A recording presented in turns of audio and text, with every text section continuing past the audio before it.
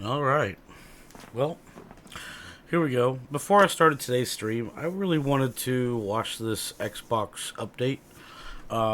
Normally, I wait for my brother for these kinds of things just so that we could discuss it and whatever the case may be. This is a big deal. I kind of want to see what they have to say. I have some concerns about the future of gaming, and this is the first time I've done something like this. It's sort of reactionary. We'll see. I thought it was going to be live. I've been sitting here waiting, but it turned out it wasn't live. It just dropped. So I'm going to go ahead and watch it. I've never seen it. These are going to be my first impressions. Sorry, woke up a little congested, but anyway, let's go ahead and get started.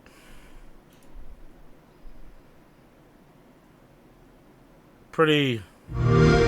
Hello and welcome to the official Xbox podcast. I'm your host, Tina Amini, and we have a very special episode today, as you can probably tell by the fact that I'm joined by Phil, Sarah, and Matt. Welcome. And we're going to talk about some updates at Xbox. We want to talk about game exclusivity. We want to talk about Activision Blizzard now that they're part of our portfolio, how that might be an impact on Game Pass. And we want to talk about hardware too and how all of this fits into the strategy at Xbox. So where should we start, Phil? Well, when we originally had planned for the show, starting back in December, I think we probably would have started with Activision Blizzard, maybe talked a little bit about the exclusivity with some of the news coming up, and then hardware. But we've had some unforeseen news that has come out. So let's just go and tackle the exclusivity question, because I know it's on the minds of a lot of people. We hear from the community, and that's an important input for us. So we made the decision that we're going to take 4 games to the other consoles, just 4 games, not a change to our kind of fundamental exclusive strategy. We're making these decisions for some specific reasons. We make every decision really with the long-term health of Xbox in mind. And long-term health of Xbox means a growing platform, our games performing, building the best platform for creators, reaching as many players as we can. We're always looking to learn as a leadership team and to grow. And we think this is an interesting point in time for us to use what some of the other platforms have right now to help grow our franchises. So we're going to do that.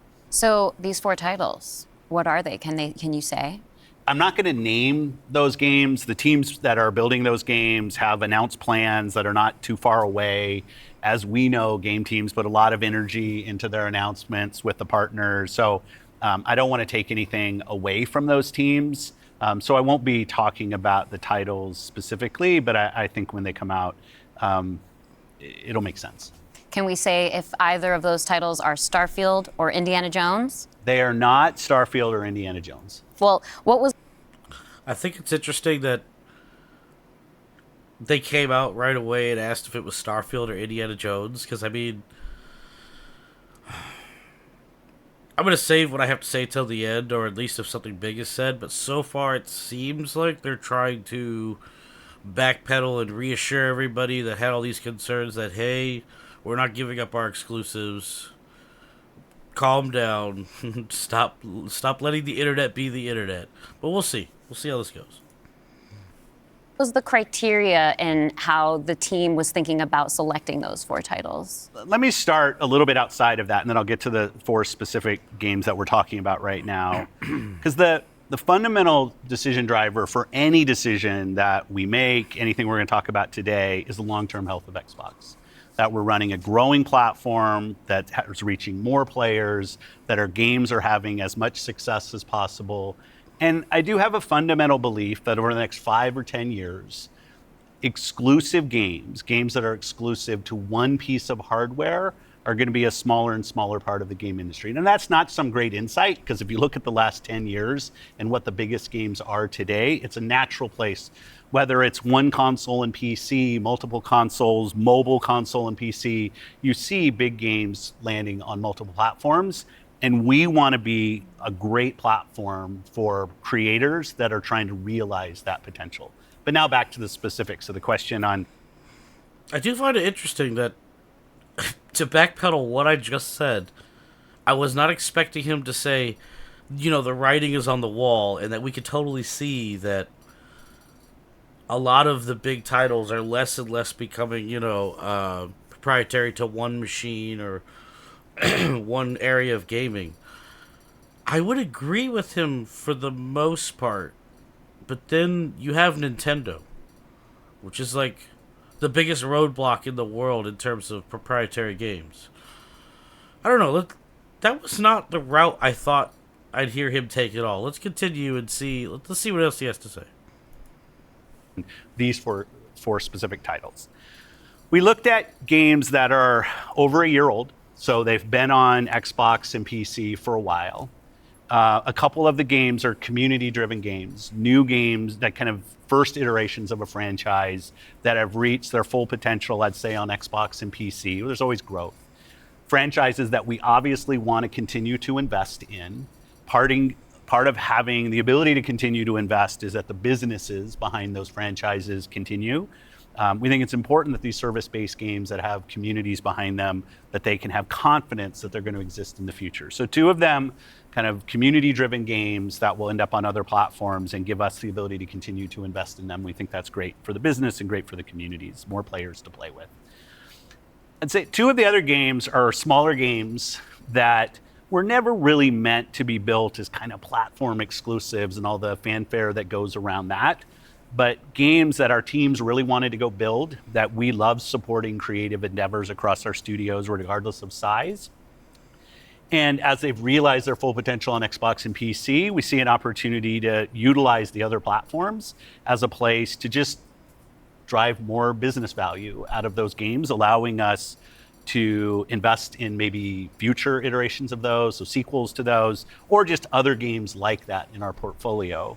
And when we don't damage Xbox and we can grow our business using what other platforms have and to help us with that, we're going to do that. And that's really the story behind these four games. And last thing I'll say, looking forward, I think there is an interesting story for us of introducing Xbox franchises to players on other platforms to get them more interested in Xbox. We think there's a good brand value for Xbox there. So 4 games, no promise beyond that. So if you're on those other platforms and you see these 4 games coming, please don't take it as some signal that everything's coming. It's not. And we're going to learn. So when you are thinking about the future and this concept of live service games, games that can benefit from bigger audiences, new audiences, how does that apply to future titles and how you're applying that criteria there? Yeah, there's really no fundamental change to how we think about exclusivity. We just came out of Developer Direct, which was an awesome show, where we showed great games that are coming to Xbox and PC and cloud, which really makes them accessible to hundreds of millions of people. So it's this kind of, we're really focused on a couple platforms and what's going to show up there. But our key of play the games you want with the people you want, anywhere you want, when everybody plays, we all win. These have been part of our strategy for years and will continue to be. Our focus is on how do we continue to grow the games industry by reaching more players in more places, and how do we grow Xbox as part of that.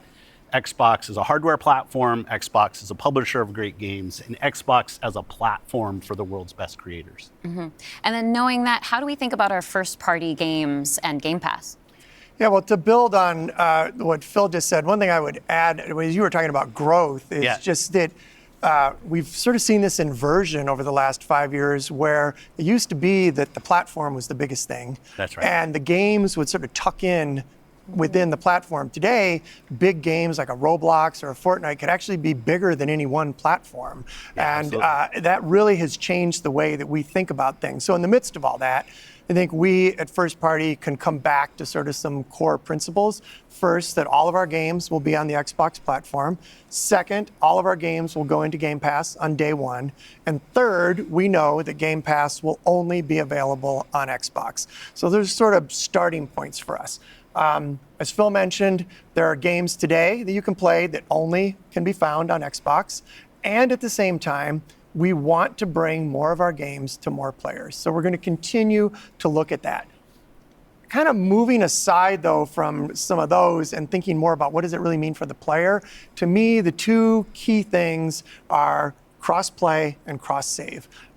Those things allow us to deliver on the promise of Xbox. I just want to point out, they're doing a lot of wordplay. They're choosing a lot of words that are I don't want to say dancing, but they are kind of tiptoeing around the topics that we want the answers to.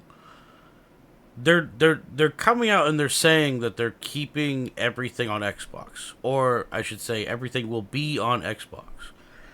But they're also stressing this whole we want more people to be able to play it. So what I'm getting from this so far is that they're basically saying, okay, look, Game Pass will only be on Xbox.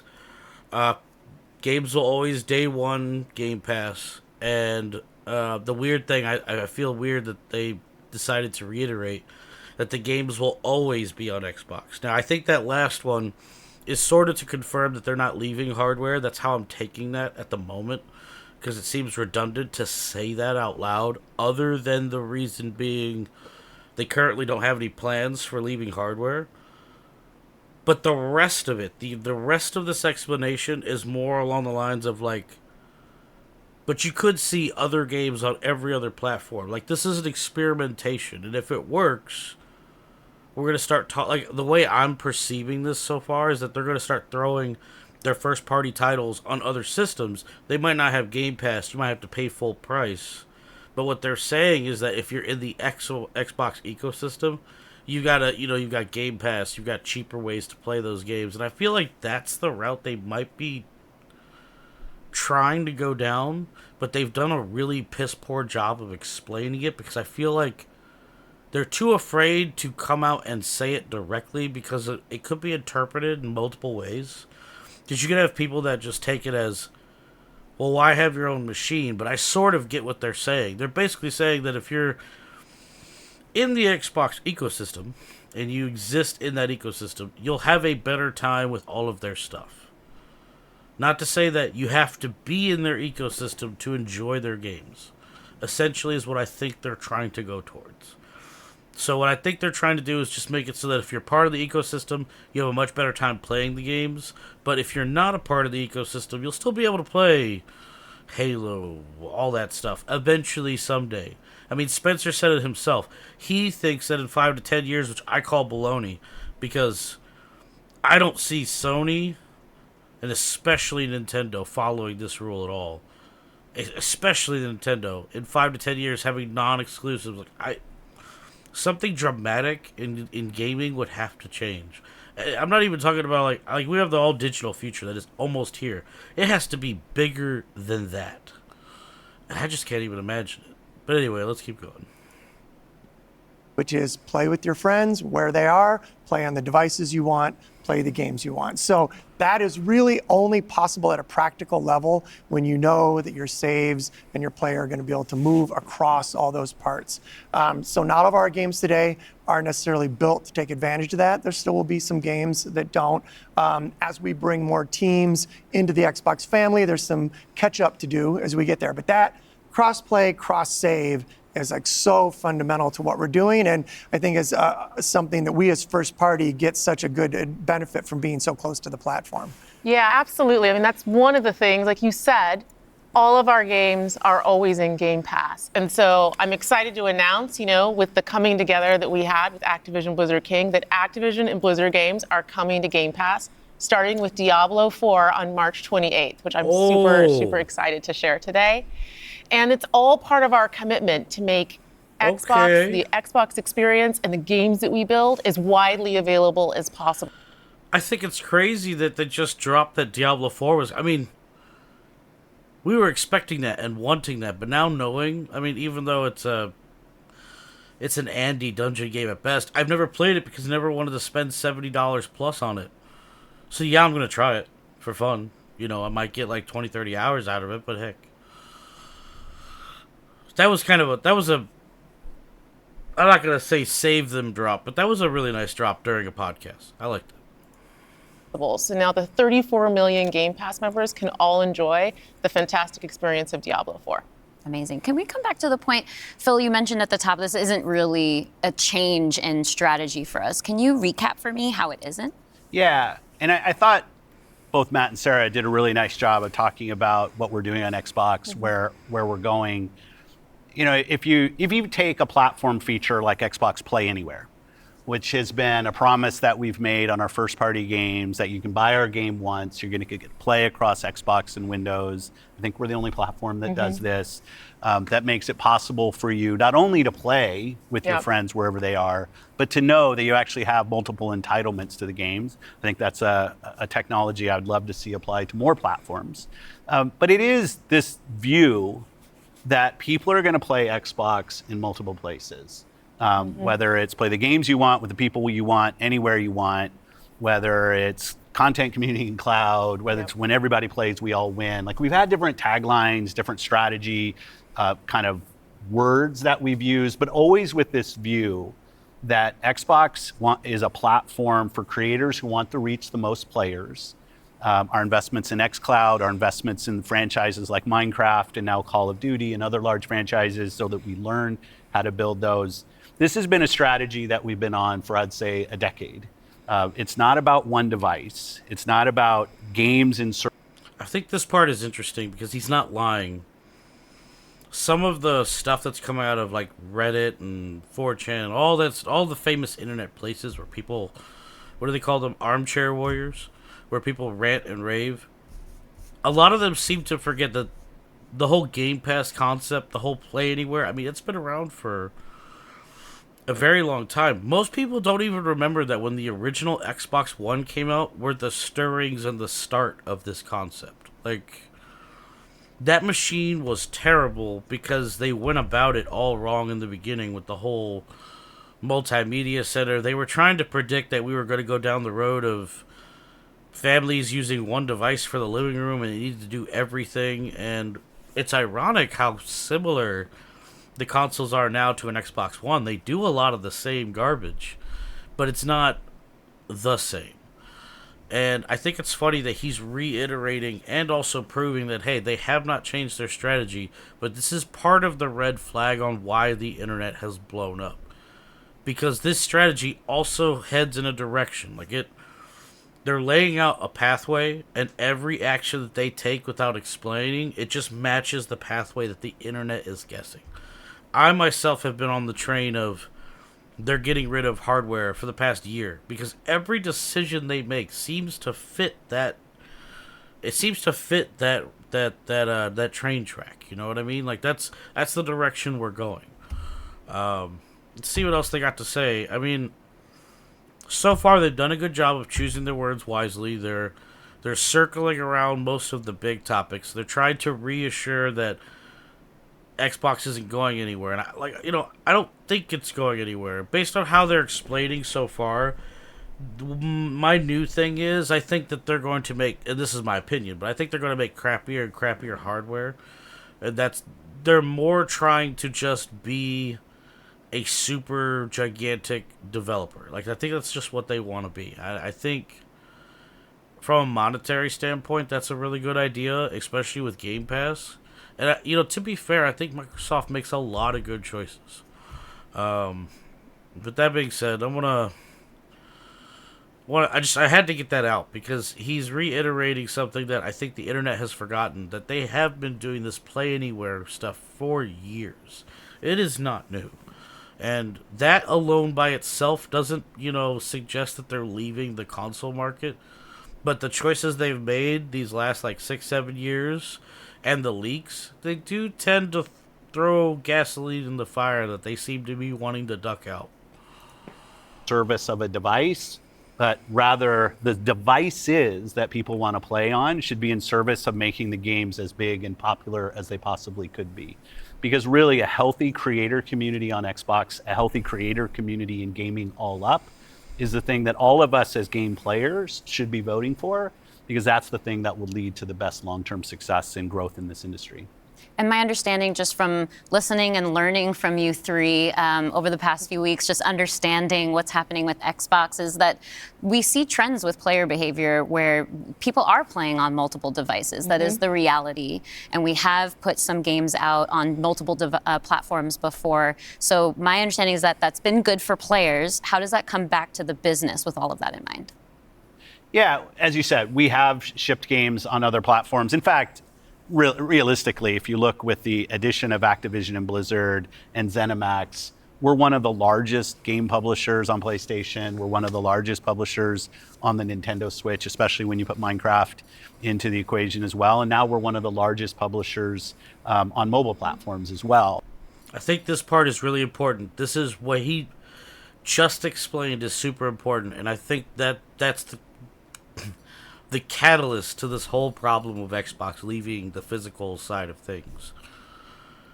With that purchase, they are one of the, if not biggest, developers on their competitors' ecosystems. That is a big thing that you could say and get away with it and mean it. You know what I mean? Like, that's crazy.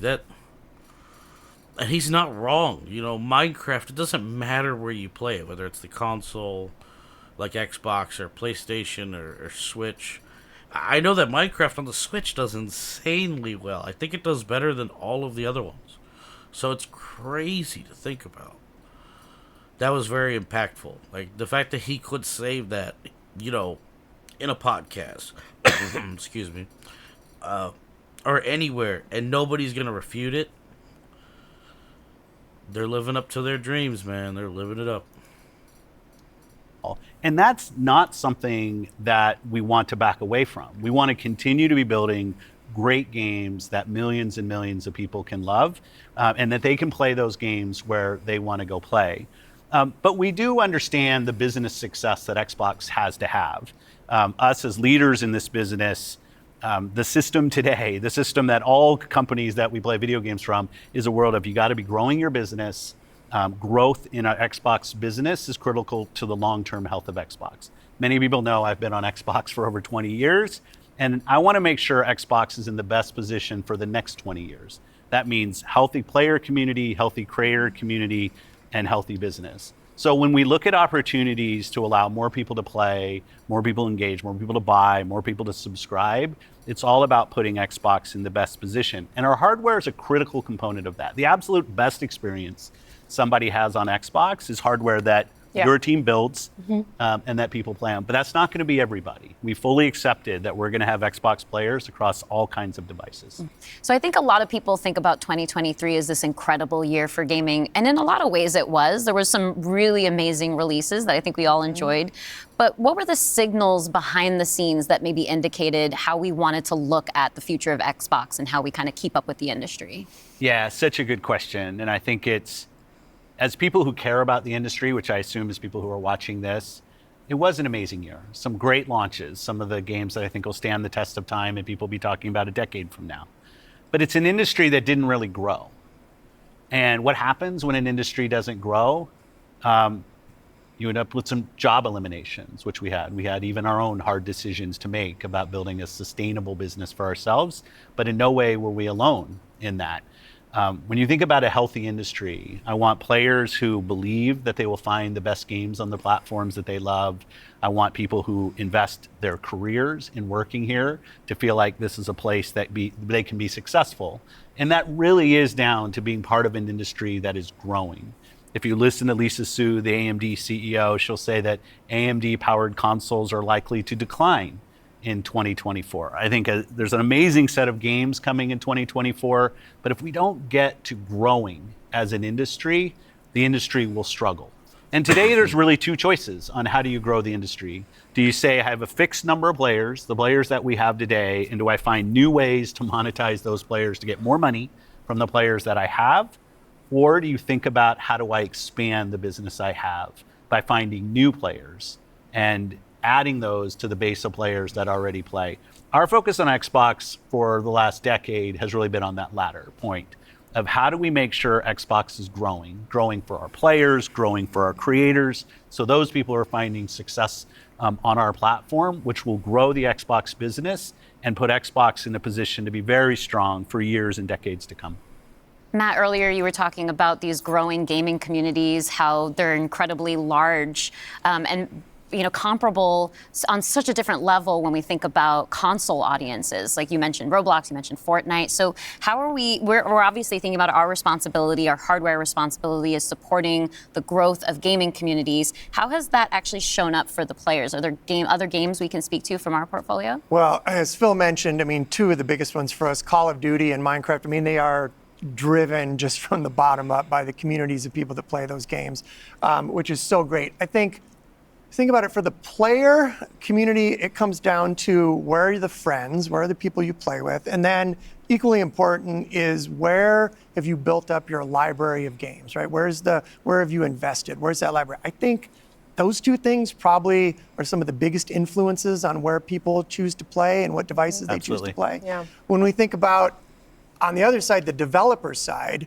just any game developer wants their game to find the biggest audience possible. That's just the nature of building a game. You want people to enjoy and participate in what you've made. And I think we're in a unique position to deliver on that just because we are the platform. We build hardware, we've got a first-party games group, and then we've got a system that ties that together, that brings together your friends, your progression, your achievements, all of that. And I think that's really what has contributed to the momentum behind some of these communities. Yeah, absolutely. I mean, when you look at, just step back and you look at the history of the industry, we've moved from a place where it used to be that someone built and launched a game to accelerate hardware to actually the things we do with our hardware and with our platform are all in service of making those games bigger. And we think about that across all of the investments we make, the consoles we build, the investments we do with things like cross-play, cross-progression, the things that we're doing with cloud. How do we actually give more options to game creators so they can have the greatest success? I think one of the fun recent examples about this is actually Palworld. Palworld was able to launch, they were a game preview, they launched in Game Pass, they also simultaneously launched in Steam. And through the combination of those things, Pocket Pair was able to have this outsized success, and it was the largest third-party Game Pass launch ever. And that's all because we give creators options on how they can launch their games. We've got subscription, we've got retail, we've got free-to-play, we've got game preview, we have the consoles, we have our experience on PC, and they can access all of those things. And when we step back and we just look at the performance of our platform all up, we know it's working. We're at the highest level of users on console, the highest level of users on PC, the highest level of users on cloud ever. We have double-digit growth rate on PC and cloud, places where we're enabling creators to actually reach new players beyond the console ecosystem. And that's why we're leaning into it and doing more, because we see all those signals. So we're talking about the role that hardware plays for creators, for the games and those communities. What about the role that hardware plays for us as a business, for Xbox? When we look at our hardware, it really is, and Phil said this earlier, it's where you get like the most flagship seminal experience of Xbox. And it also represents a developer target. Our developers can build the specs of our hardware, and we invest to make sure they know when they do that the games are going to run great on our hardware, but they're also going to be able to be accessed across any screen because of all the other investments we make. So we're giving them an easy way to access as many players as possible. And we actually have more creators right now building for Xbox than ever before by nature, thousands of them by nature of those investments. And we got more to come. There's some exciting stuff coming out in hardware that we're going to share this holiday. And we're also invested in the next generation roadmap. And what we're really focused on there is delivering the largest technical leap you will have ever seen in a hardware generation, which makes it better for players and better for creators and the visions that they're building. And then when we're talking about hardware too, there's these... The largest technical leap we've ever seen. I'm not gonna lie, that's bold. That's really bold. It's their job as businesses to tell us that each time we do a jump, it's big. And, from PlayStation 1 to PlayStation 2, that era, big. PS2 to PS3, that era, big. PS3 to PS4, in everything since, But every time we've had something, it's their job to say, hey, this is the biggest jump. But for her to come out and say the biggest jump we've ever seen, in my opinion, this is my opinion, the biggest fidelity graphical jump I've ever seen in gaming was PlayStation 1 to PlayStation 2. That era, that jump was so insanely impressive. Like, it was mind-boggling. And then, of course, everything that goes with that, 64 to GameCube, and of course the Xbox coming out. I mean, that was a massive jump in terms of graphics. Like, really, really big. Do I think we're going to see something on that level? No. I just don't. I hate to be a negative Nancy right out the gate, but we live in a time where the jumps are there, but they're not as impactful. Something has to change with gaming itself for it to be impactful. Some people thought it was VR, and while I do like VR a lot, I know that's not the case. Maybe it's AR, but I doubt that too. But yeah, in terms of that, that's a bold statement. I would be thoroughly impressed if that's what happens. But anyway, let's finish up. These other considerations that are really important to our community, probably to each one of ourselves as well. When you talk about library, because I want to dig in on that a little bit more. As we talk about cloud in the wider entertainment industry, there's conversations about streaming. How is that impacting how I own my content that I've invested in? So what can we say about our stance around game preservation? Yeah, one of the highlights for me of being in this position was getting to stand on stage when we announced back compat coming to Xbox One. Like, it was fantastic. People were reading the teleprompter before I could read it. Slow reader, and just feeling the energy in the auditorium as we were saying that, and online. One of the cues I think us as being part of Microsoft take is looking at Windows and how Windows over decades has maintained software compatibility with things that are built on it. Like, I can still go back and play some of the games that I love playing on Windows from decades ago, and it will still run. And we try to bring that same view to consoles. It's harder in console because the line between what the hardware is and what the game is in consoles is traditionally, it's tighter, which makes compatibility, you end up doing these generational compatibilities that we've built. But I will say compatibility, the ability to not only play the games, but my saves are still there with our cloud save systems to try to keep the services up as long as we can so that people can play, is a tenet of what we are as Xbox. It's at our foundation. And when we look at future hardware generations and what we're going to support, making sure that we respect, which is the word I use, respect the investments that people have made in Xbox going forward is fundamental. And the fact that you get entitlements when you buy a game from us on both Windows and Xbox also means you have the ability to play that game across a multitude of devices, which I think furthers the compatibility of the games that you own. Can we go back to what Xbox stands for today? I think we've pretty much covered all of the elements, but if you could break it down for me. When you play on Xbox, what we're saying is you're playing on a platform where the biggest games in the world are always going to be. You're playing on a platform where you get to access Game Pass. And all of the games from our incredible range of studios will always launch in Game Pass day one. And you're playing on a platform that's dedicated to you, like player-first features, cross-play, cross-save, cross-progression, backwards compatibility, being able to play your games in your library anywhere you want because of the investments that we make in cloud gaming. And so you're playing somewhere where you're investing and you get to take the games forward with you and across all of the screens where you are. And I think most importantly, Xbox is a place where when you're investing in Xbox, you're investing somewhere that is dedicated to making games more successful and creators more successful so that they can invest more to bring even better experiences to you all of the time.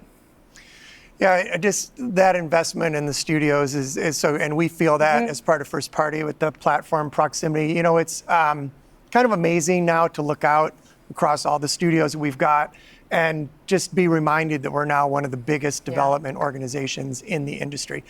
What does that mean for players? It means that the biggest games are going to continue to come to Xbox. And this 2024, the year coming up, we've got more than 10 major releases coming up. Great stuff. Hellblade 2. We've got Diablo expansion. We've got Avowed, Ara, the Indiana Jones game.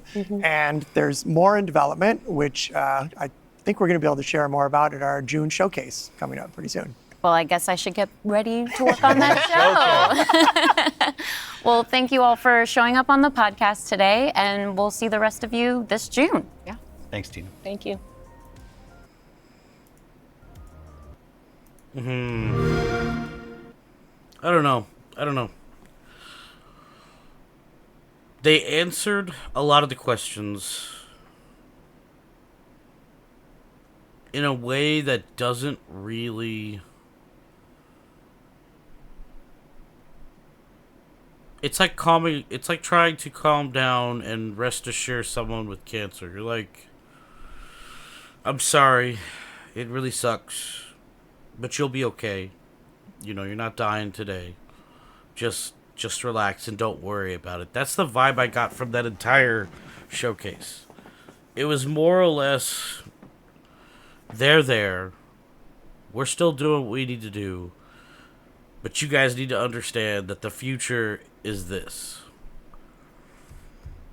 In terms of leaving the hardware scene, it didn't alleviate my concerns. I mean, when I say concerns, I'm not actually concerned if Microsoft leaves the hardware scene. I don't care. But my concerns weren't alleviated. They were basically postponed. I mean, I feel like what Microsoft's going to do now, between the leaks and what happened, is they're going to release... I mean, this is a good thing, I think. But I feel like if they're sticking to their guns, they're going to release probably the most powerful Xbox they have ever released. And what I mean by that, because they say that all the time, like the Series X is the most powerful Xbox. What I mean by that is maybe we're going to see a machine that might be in the cusp of like $700-800, but it might actually provide a PC quality experience. Maybe they're going to go that route just to see if it works, which I'm a firm believer that it would. People buy consoles for ease of use. It doesn't mean they don't want the best quality graphics that money can buy, generally. It just means there are people that don't think about things like PCs and settings, stuff like that. They don't really care. They just want to download their game and it work. They don't want to fiddle with anything. They don't want to go through a menu of high, medium, and low settings and swap through them to get it to... Your average gamer doesn't care about that. Do they want to play their game as shiny as a PC person? Yes, they do. But they also do not care about the time investment of prepping up your app to make it look the way you want. I mean, I know that there's PC people out there like that. I'm like that sometimes.